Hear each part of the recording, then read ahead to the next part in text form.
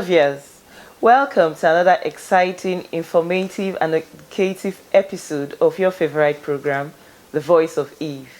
In this episode, we shall discuss capacity building and training as a tool for women empowerment. I am your host, Flora Ungo Martins. Don't go anywhere, we'll be right back.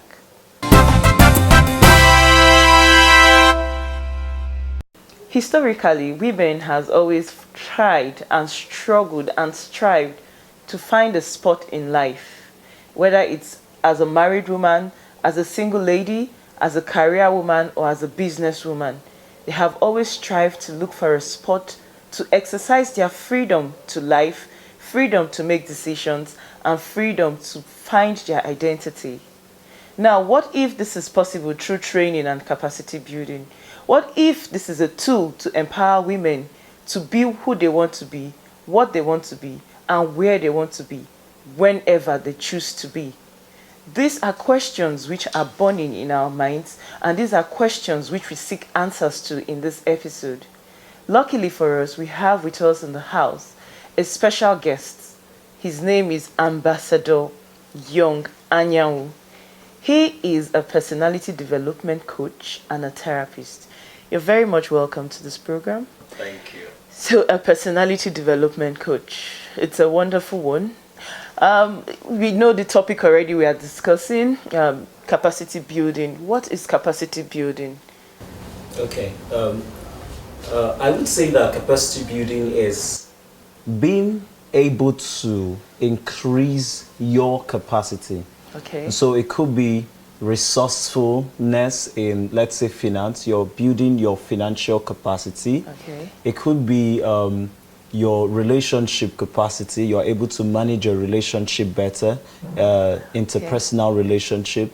Okay. It could be mental capacity building. Okay. But for the sake of this show for today, I am looking at it from the angle of mental capacity, especially where you're able to build capacity that is increase what you know, improve your ability to do certain things, and become better. So capacity building in that light. Okay, women, we're focusing on women empowerment, but with capacity building and training.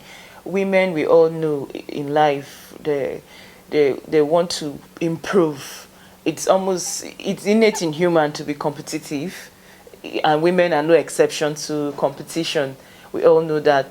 But when it comes to capacity building for women, you've talked about their mental capacity. Can you tell us more about how this can shape a woman? How does building her mental capacity shape her into what she's supposed to be in life? Okay. Let me give you this scenario.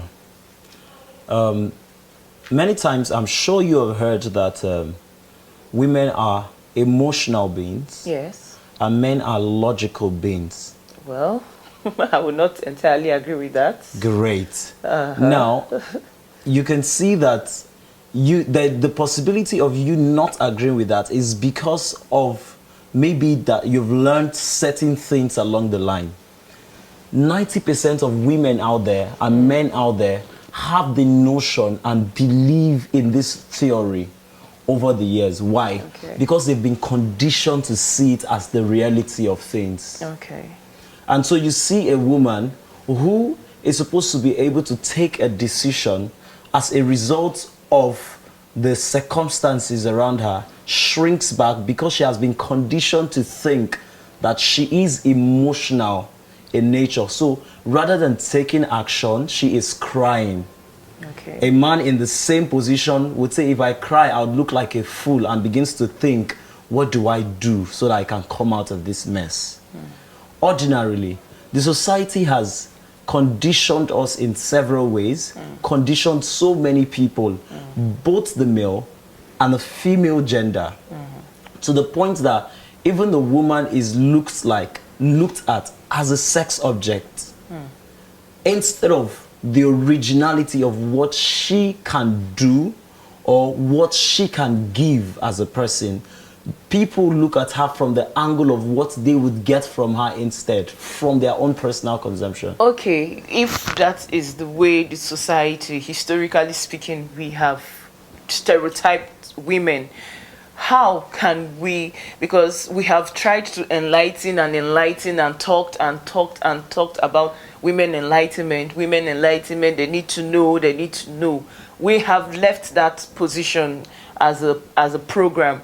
We have left that position and we are now talking about building their capacity. If you don't know, fine, go and read and know. But you that know as a woman, how can we train these women now that know? Because life is in stages. First of all, you try to learn. It's learning. Then after learning, you practice. After practicing, you may feel you're not too good. You learn some more. So now, how do we train women to build their competences? And what area are we going to train them to build their competences so that they can be empowered as women? Okay. Firstly, I'd like to say this, that training in the first place is an introduction to capacity building. Oh, great. So training is an introduction to capacity building. Yes. Okay. Why I said that is because it doesn't matter how many trainings you attend. I've seen a lot of people attend quite a number of trainings, but it is not reflecting in their own life. The reason is because there is need for you to evolve beyond what you have been trained to know to becoming that thing you have been trained to know. Okay. So results is seen in the place of performance, not in the place of knowledge. So you can know a lot of things, but you're not putting it to action. You would not get results. And so there are so many women, even when they know that they can do a lot, they are still limited by their own beliefs, by their own thought patterns. They need to break out of that place and begin to act upon what they know. How do we make them break out? Maybe they are afraid. Maybe they don't lack the courage to. How do we make them break out from this pattern? Now, you see, the journey of becoming better many times falls back in your hand again and again. Okay. So if I bring about 10 women together and I begin to train them, they will go out and practicalize at different rates, at different level, different speed. The best I can do is to contribute the knowledge that can fire them up. On the other hand, they have a major role to play in taking that knowledge and say, I am acting on this. I am doing this. I am going to do this. Set goals and begin to pursue them. So it's very important that we know that as much as we want to help women, they have a major role to play in helping themselves too. So the moment you get into the know, there is need for you to start applying. But there are limitations. Yes, we want to help women. Women need to help themselves. But we have societal limitations. You said this, the society has stereotyped women. We have societal limitations and we want to look at the societal limitations. We want to train them to overcome the societal limitations. How do we do that? Societal limitations, for example, you have a woman who wants to perhaps run a business. She's limited because she's maybe pregnant. Health-wise, she's limited. She's limited maybe because she has a toddler. She has to babysit her toddler. She's limited maybe because she has a husband who has demanded her time and presence whenever he's home. So how do those women, because we're talking about capacity, we want to build their capacity. We have to train them before you build the capacity, as you said. How do they break out of this? That's what we want to see. How do they break out of this? Okay.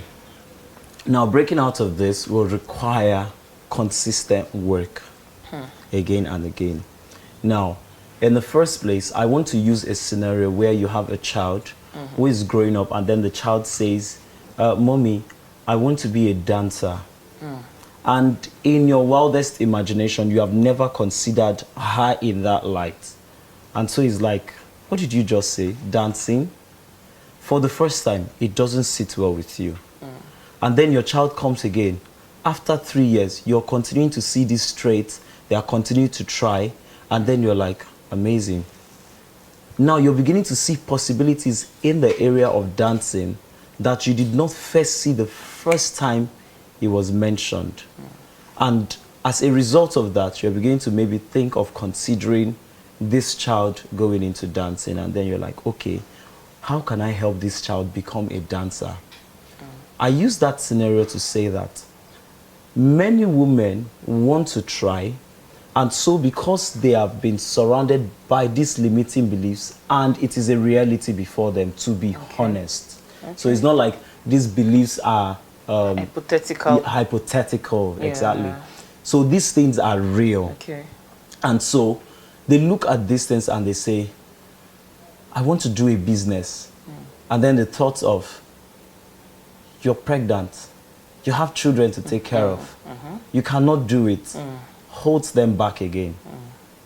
The next time they think about it, and it holds them back again. Now, in that case, staying in that place of a mental frame that continues to hold them back will not help. The first thing to do is to try at first. Okay, what if I try? It's okay to fail many times. It is one of the things that I like to tell people, that failure is an integral part of the process of succeeding. So you cannot do away from not failing. So you have to look at your failures in the face and say, I'm going to do it afraid. So if you're a woman and you have children, you think, what are the possibilities? What if I register them in a crèche? What if I get a help? What is the possibilities? When you begin to ask questions, you realize that there are many possibilities. Many times, what we see as our reality is a frame of our mindset and perception of what is. Until you begin to ask questions and begin to seek help, you may not know that there are other possibilities. So women have to get into that place where... I'm sorry to cut you here. I just wanted to know from all this, your explanation, are women actually open to training? Are they open to this training? Are they open to skills acquisition? Are they open to it? You know, you said it's a mindset. So are they, from, you are a personality development coach, and I know you come across issues like this. Generally speaking, are women open to training? Are they excited when people come up with new ideas and say, look, you can key into this, it brings money and all of that? Okay. Ordinarily, yes, we're in a world where people meet new ideas with a lot of skepticism. So you just introduce something new and they are skeptical about it. They're asking a lot of questions. It's both for men and women. Now, however, I've also realized from observation that more women are open to training than even men are. So many times we've had to train women in our sessions only for them to get back home, and they are afraid to implement because they are now at a new level of understanding away from their partner, and their partner is holding them back and say, what's this rubbish you're trying to try in my house? Do you get? So women are even more open. I've had to handle a case where a lady was having an issue with the husband, and they needed to sort things out and reach a new level of understanding. So the lady was requesting for them to have a coach, to go see a coach. But the husband refused because, of course, he is a man.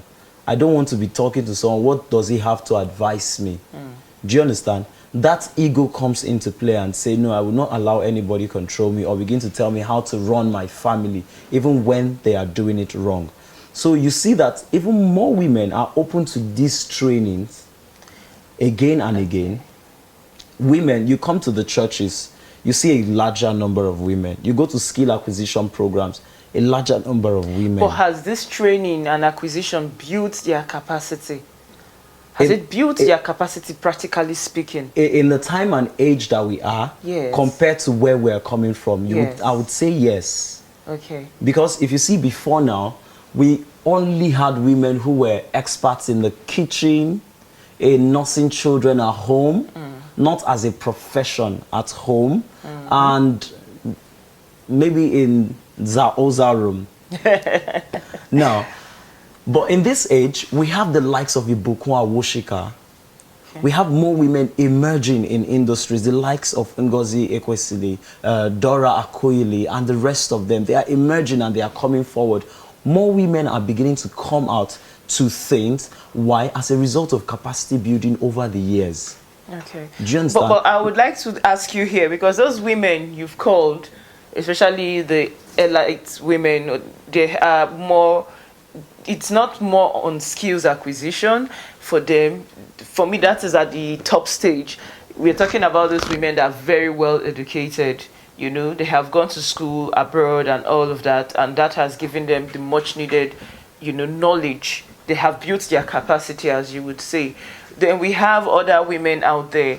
So those women, yes, we can identify with their, you know, achievements. But we have other women out there who are not educated. They are married.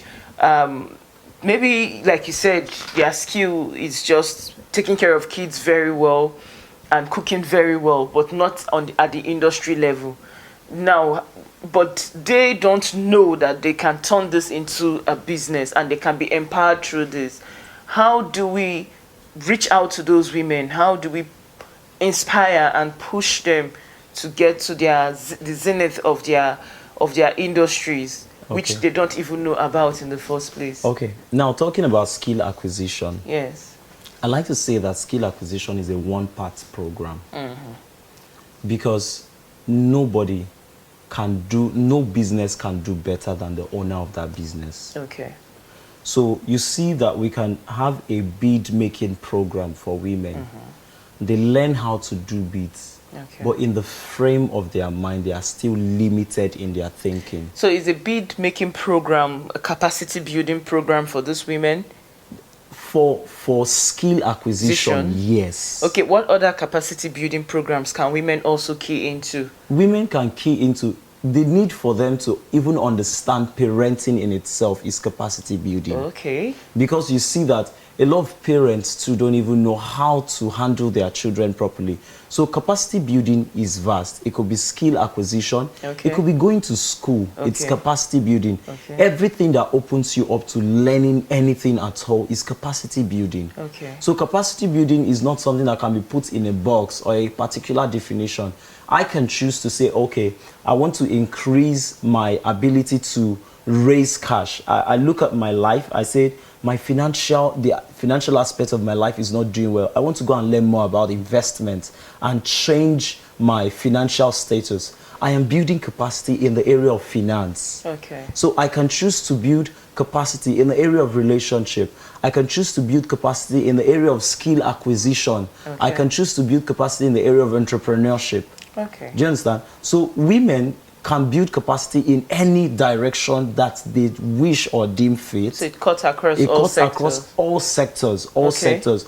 Even as a presenter, it's capacity building. There are some women who have the good looks and good speech, but they cannot stand before a camera, and then they say, okay, I want to try to learn. So they intern under a presenter, maybe a presenting industry or company, and then they learn the ability to also step forward and face the camera and begin to present. By the time they do it once or twice, they are saying, oh, I am getting better, red carpet host. So you can build capacity in any direction, shoemaking, gala time, speech presentations. You can even do modeling. I have trained models over the years. Some of the top rising models were trained, we did some trainings in Ajegule Fashion and Design Week where I was a member of their faculty.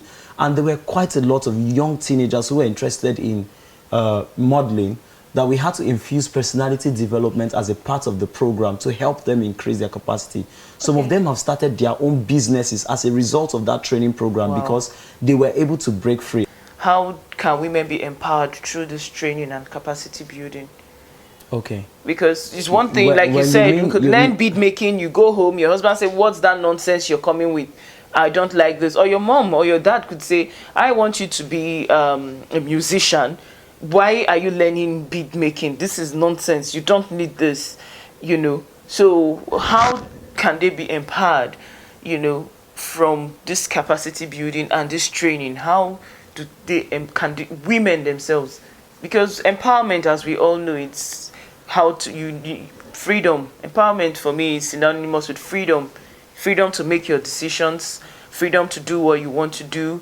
It gives you that freedom. That's what you're empowered. You're not under the control of anyone to make. You can be guided by people, but when you have your capacity, and you have built your capacity as a woman, how do you get empowered? Does this make you empowered, or are you going to still be limited in a way? Okay. I said something initially. I said everybody, every single human has the capacity to become anything, but again, Okay. it falls back in their hand. Okay. Now, I'll give you a scenario. If I were to cut my nails right now Yes. and I go to sleep, Yes. in 2 weeks' time, it would have grown again. Yes. If I cut my hair right now and I go to sleep, in 1 week time, I'll need to cut my hair again. I don't need anything to have my hair grow or my nails grow. However, You need nutrients, though. okay, but I don't have to Yeah. be very intentional about having them grow for them to grow. Okay. Do you understand? Okay. What I'm trying to say is this. Many times, because we have come to assume Yes. that just like I am alive, I know that I will grow taller by the day. Okay. So a lot of women too have left their growth and empowerment to assumption. Oh, I see. Okay. They believe that they will grow. They will become better. It will soon be better. No. I know very soon it will be all right. But there are no intentional moves, Okay. no intentional strategies, Okay. no intentional movement to Okay. say, I want to become better. Okay. So I am saying that one of the ways that women can begin to break out is to become very intentional about their growth. Every child is born blank. But as they continue to grow, they begin to pick up things. Yeah. And so I know young ladies who will be growing up in the midst of boys. And instead of them to be dreaming on how to better their life, they are dreaming and saying, I know that very soon if I get married, my husband will change my life. They've been conditioned to think that their salvation and empowerment is Are in the women hands still of a thinking? man. Are they still thinking that way till date? Yes. In 2019, Yes. that if they Amazingly, get married, a man will will change their their life. Wow. And then Wow. you see Wow. and then you see some women in marriage no. who are with their husbands. They are Yes. trying to do things, it's not working, and they are believing, well, there is not much I can do. If my child grows up, they will change my life. Wow. Now, what happens is when people begin to think like this, they limit themselves. And Okay. so they don't tap into what they are able to do or achieve. They don't even try. Okay. Instead, they try to help you become better so that you can help them. Because they have submitted themselves to being loyal to your help. And they believe that through you, the help that they need can come. So you see a woman helping a man drive himself into success in industry, doing very well, helping him organize his That life is and the all point. of that. That and is the point. those How- same skills Yes. she's using to help him become Yes. better. She doesn't know that if I apply it on myself, I could do a lot. But because she has come to think that no, he has to do it so that he can feed me. I have to help him so that he can be better. Because behind every successful man, there is a woman. Do you understand? Yes. And so these women have been conditioned to think like that. So if you are asking and saying, how can capacity building help them? I am saying now that the best capacity building can do is to introduce them to the knowledge of help Okay. again, and they will take it up from there by becoming intentional about saying, I want to leave this place. Myself, I'm a practical example. So you're saying capacity building and training, they can be trained to Yes. change their mindsets. But they have to get to work with the knowledge that they have. And when they acquire this knowledge in capacity building, they have to use the knowledge and not just keep the knowledge. Exactly. So most of them have the knowledge. They improve upon themselves by acquiring more knowledge, more skills, but they don't use it. They keep it. Now, even the Holy Book says, be you hearers and doers, because hearing is not enough. Okay. even though I am a woman and they think weaker of me, I want to stand up and do what I can do from what I know. Do you understand? Thank you so much for coming on the program, Mr. Ambassador Young Anyanwu. It was Thank nice you. having you here. It's a pleasure being here. All right. So thank you, viewers. You've heard it all from our guests. Women out there, training and capacity building is a tool to empower yourself. Don't just hear the word. Don't just learn the skills. Don't just acquire the knowledge. Use it to empower yourselves. Thank you. I am your host, Flora Ungo Martins. Bye and see you next time.